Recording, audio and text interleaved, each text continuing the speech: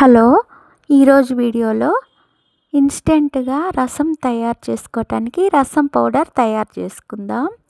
ఈ రసం పౌడర్ని జాబ్ బయట రూమ్స్లో ఉన్న వాళ్ళకి కానీ, బ్యాచిలర్స్కి కానీ, స్టూడెంట్స్కి కానీ బాగా ఉపయోగపడుతుందండి రసం పెట్టుకోవటానికి. ముందుగా స్టవ్ మీద ఒక ప్యాన్ పెట్టి కొంచెం కరివేపాకుని వేసి వేగనిచ్చి పక్కన పెట్టుకోవాలి.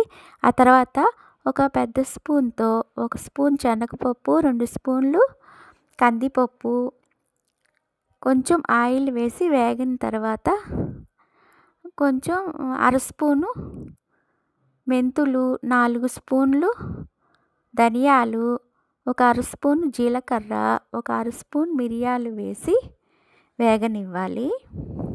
ఆ తర్వాత ఒక 8 ఎండుమిరపకాయలని కూడా వేసి వేగనివ్వాలి. ఆ తర్వాత కొంచెం ఇంగువ వేసుకోవాలి.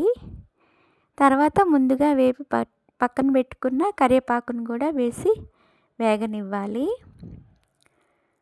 ఆ తర్వాత 8 వెల్లుల్లి రెబ్బలను వేసి వేగనివ్వాలి. 1 స్పూను పసుపు, 4 స్పూన్లు సాల్ట్ వేసి వేగనిచ్చి ఆరబెట్టుకోవాలండి.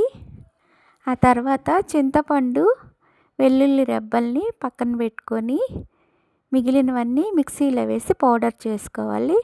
ఇది పౌడర్ అయిన తర్వాత వెల్లుల్లి రెబ్బలు, చింతపండు కూడా వేసి మిక్సీలో వేసి పౌడర్ చేసుకోవాలి.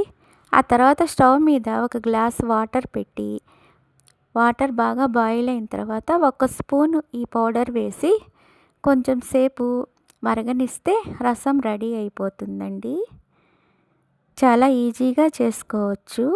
ఒకసారి ట్రై చేయండి.